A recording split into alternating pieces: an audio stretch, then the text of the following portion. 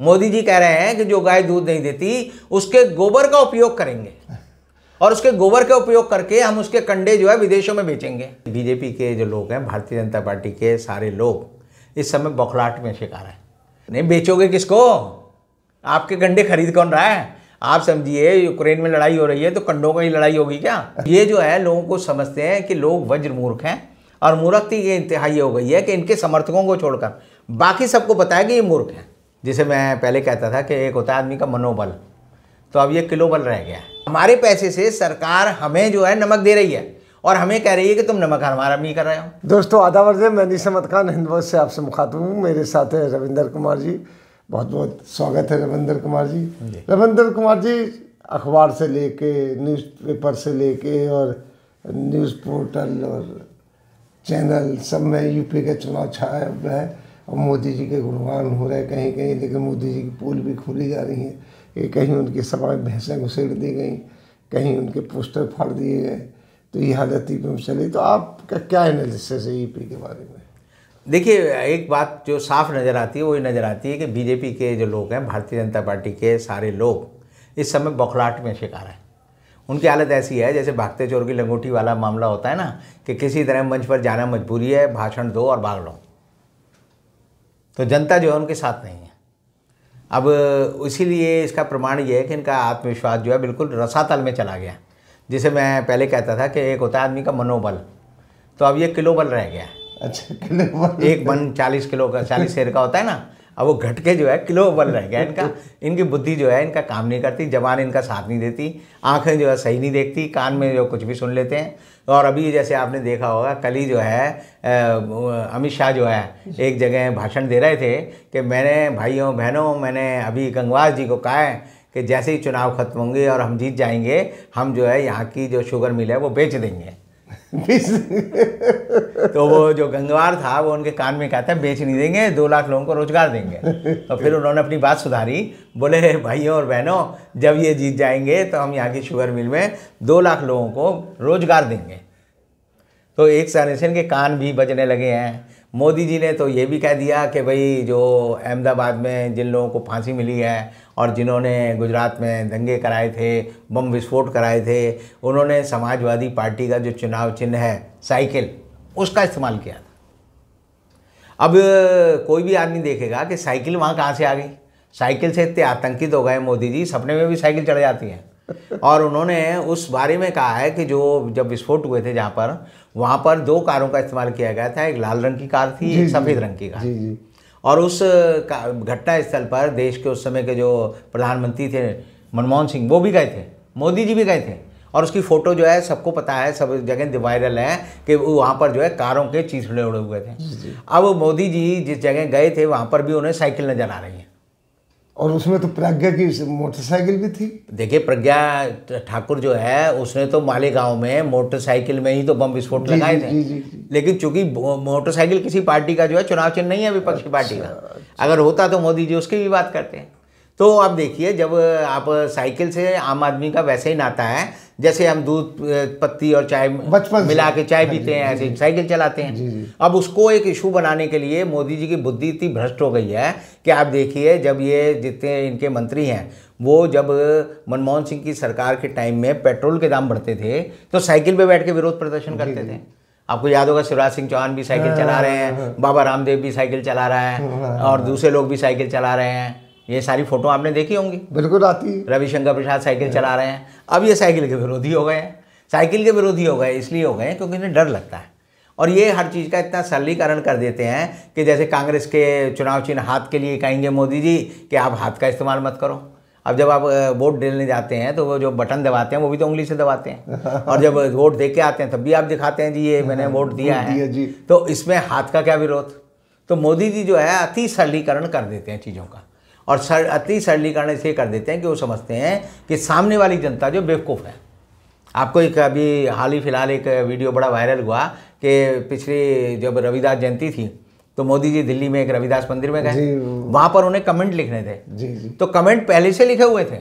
तो मोदी जी ने क्या किया, अपना पेन निकाला और 1 इंच दूर रखकर जो है वो ऐसे पेन घुमाते रहे ताकि लोगों को लगे लिख रहे हैं, और फिर उन्होंने उस पर साइन कर दिए। तो मोदी जी की आज के दिन हालत ये हो गई है, वो 2 लाइन लिख नहीं सकते, 2 लाइन बोल नहीं सकते और 2 लाइन टेलीप्रॉम्प्टर पर देख कर पढ़ नहीं सकते। तो एक ऐसा नकारा आदमी जो है अपने आप को सर्वशक्तिमान होने का हमें भ्रम दे रहा है कि मैं बड़ा अक्लमंद हूँ। और भारतीय जनता पार्टी में कल मोदी जी का मैं खुद भाषण सुन रहा था, कह रहे थे भाइयों और बहनों, हमने जो है उत्तर प्रदेश के लोगों को 5 किलो गेहूँ दिया, नमक दिया, तेल दिया, और उसके बाद जो है वो अपने एहसान गिरा मारे थे। तो उसी समय जो है एक दूसरी उनकी एमएलए की वो फोटो वायरल हो रही है, जिससे वो कह रही है लोगों ने हमसे जो है कोरोना काल में हमसे जो है नमक भी ले लिया, गेहूं भी ले लिए और तेल भी ले लिया, और अब एक नमक हरामी कर रहे हैं। यानी कि आप समझिए लोगों के पैसे से, जनता की पैसे हैं, जनता का पैसा है, हमारे टैक्स का पैसा है, हमारे पैसे से सरकार हमें जो है नमक दे रही है और हमें कह रही है कि तुम नमक हरामी कर रहे हो। मैं उसे उल्टे रूप में सोचता हूँ कि हमारे पैसे से ही तो ये पल रहे हैं। मोदी जी का जो हवाई जहाज उड़ता है वो जनता के पैसे से उड़ता है, मोदी जी की जो कार में पेट्रोल डलता है वो जनता के पैसे से डलता है, मोदी को जो सिक्योरिटी मिली है वो जनता के पैसे से मिली है, मोदी जी जिस माध्यमों का यूज़ करते हैं वो सारे जनता के हैं। तो नमक हरामी तो सरकार जनता से कर रही है, और नमक हराम सरकार जनता को कह रही है तुम नमक हराम हो और नमक हरामी से बचना है तो हमें वोट दो। तो इसका मतलब यह है कि मियाँ की जूती मियाँ के सर, यानी हमारी जूती निकाल कर जनता ही बुरी है, जनता को जूती मार रहे हैं। और जनता इस बात को समझ ही नहीं, कई इनके भक्त हैं वो अभी भी कहते हैं जी मोदी जी के अलावा कुछ नहीं है, तो मोदी जी विश्वगुरु हो गए हैं। और हालत इनकी ये हो गई है आज के समय में कि कोई भी भारतीय जनता पार्टी का नेता, कोई भी इनका विधायक, कोई भी इनका सांसद, कोई भी इनका मंत्री जनता में नहीं जा सकता। जनता में जाएगा तो जनता उसे पकड़ लेती है और उससे ऐसे ऐसे सवाल करती है जिसका जवाब वो दे नहीं सकते, जवाब है भी नहीं। बैल छोड़ देते हैं, सांड छोड़ देते हैं। नहीं, सांड तो इन्होंने छुड़वाए हैं। आज देखिए यूपी में 12 करोड़ सांड और गाय, जो दूध नहीं देती गाय और जो सांड है वो 12 करोड़ जो है लोगों के खेतों को चर रहे हैं। उत्तर प्रदेश जाएंगे तो किसान बड़ा परेशान है कि उसकी 90% फसल जो है अब तक वहाँ के सांड और ये गाय जो है चर चुके हैं। अब मोदी जी उनको क्या आश्वासन दे रहे हैं बनारस में जाके? मोदी जी कह रहे हैं कि जो गाय दूध नहीं देती उसके गोबर का उपयोग करेंगे और उसके गोबर का उपयोग करके हम उसके कंडे जो है विदेशों में बेचेंगे। ये तो बघेल भी कर रहा है वहाँ का। नहीं, बेचोगे किसको? आपके कंडे खरीद कौन रहा है? आप समझिए यूक्रेन में लड़ाई हो रही है तो कंडों की लड़ाई होगी क्या? या यूरोप में ईंधन की कमी है तो वहाँ वो गार में कंडे जलाएंगे? तो ये जो है लोगों को समझते हैं कि लोग वज्र मूर्ख हैं, और मूर्खती ये इंतहाई हो गई है कि इनके समर्थकों को छोड़कर बाकी सबको पता है कि ये मूर्ख हैं। समर्थकों को छोड़, अंधभक्त कहीं, अंधभक्त कह लो। देखिए ऐसा है, उन विचारों की मजबूरी ये हो गई है कि एक आदमी किसी चीज़ का इतना आदी हो जाता है कि वो उसको अगर छोड़ दे तो उसके जीने का विश्वास ही खत्म हो जाए। हम लोग विश्वास पे जीते हैं, हमें बहुत चीज़ों का विश्वास होता है। जैसे एक पुरानी कहानी आती है कि एक दादी थी, तो उसने जब वो बूढ़ी हुई तो उसने अपना एक जो है ट्रंक, अपने संदूक जो था वो अपने पलंग के नीचे रख लिया, और वो रखकर वो ये कहती थी कि इसमें सोना है, और फिर ताली अपने पास रखती थी। तो सारे घर वाले उसकी सेवा करते थे कि बुढ़िया मरेगी तो हमें सोना मिलेगा। जब वो दादी मर गई तो पता लगा वहाँ सोने की जगह वहाँ तो पत्थर रखा हुआ था। तो दादी ने पत्थर रखकर जो है ऐश की, अपना बुढ़ापा सही काटा।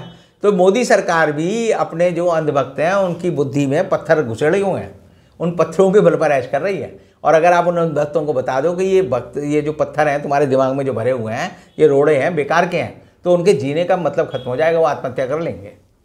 तो ऐसी हालत इन्होंने उत्तर प्रदेश की बना दी है। आज के दिन जो है उत्तर प्रदेश में भारतीय जनता पार्टी की हालत, चौथा चरण चल रहा है। चौथा चरण मतलब समझिए आधा चुनाव बीत गया, और आज का ही दिन वो दिन है, और आज का ही दिन वो दिन है जब 2 साल पहले मोदी जी ने नमस्ते ट्रम्प की थी। तो अब यूपी में लोग जो है नमस्ते मोदी, नमस्ते योगी करने वाले हैं। ट्रम्प का क्या हाल हुआ? ट्रम्प को अमेरिका के लोगों ने भगा दिया, उसका नाम लेवा पानी देवा नहीं बचा। तो इसी तरह अब यूपी के लोग कहेंगे नमस्ते योगी जी, नमस्ते मोदी जी, नमस्ते शाह जी, कि तुम हमारी जान छोड़ो और अपने घर जाओ। तो हालत जो है यूपी में बीजेपी की बहुत ख़राब है, और इसीलिए उसकी वजह से जो है पूरी यूपी में मुर्दानी छाई हुई है। मुर्दानी शब्द है, हाँ, इनकी तरफ से, इनके खेमे में, इनके खेमे में ये बेचारे ना खा पाते, ना पी पाते, ना रह पाते, ना हंस पाते। आपने पिछले चुनाव शुरू होने के बाद एक भी बीजेपी नेता का चेहरे पे हंसते हुए नहीं देखा होगा, सबके चेहरे लटके हुए हैं। तो हंस क्यों नहीं पा रहे? क्योंकि सबको पता है कि बुरे दिन आ रहे हैं। तो अभी तक तो जनता के बुरे दिन आए हुए थे, अब बीजेपी के बुरे दिन आने वाले हैं। और सबको पता जाएगा 10 मार्च को कि बीजेपी का पूरा तरह से सफाया हो गया है। हालांकि जब पहला इलेक्शन हुआ था 2014 में, तो उसमें नारा था अच्छे दिन आने वाले हैं। अच्छे दिन आने वाले हैं, वो तो आए हैं, मैं ये नहीं कहता नहीं आए। अच्छा। अडानी के आए हैं, अंबानी के आए हैं, टाटा के आए हैं, सारे उद्योगपतियों के आए हैं। जो उद्योगपति बैंकों का पैसा खा के भाग गए, जैसे नीरव मोदी है उसके आए, वो मेहुल चौकसी है उसके आए, संदेशरा के आए। अभी जो आप देखते हैं कि जो ऋषि कमलेश अग्रवाल जो भागा उसके आए। अच्छे दिन आए हैं लेकिन चंद लोगों के आए हैं। बाकी 140 करोड़ लोगों के बुरे ही दिन हैं, और अब बुरे दिनों जाने वाले हैं क्योंकि वो इनको वोट नहीं देने वाले हैं। बहुत बहुत शुक्रिया आपका रविंदर जी। अगले अंक में फिर रविंदर जी के साथ मुलाकात होगी, तब तक के लिए दीजिए हमें इजाज़त।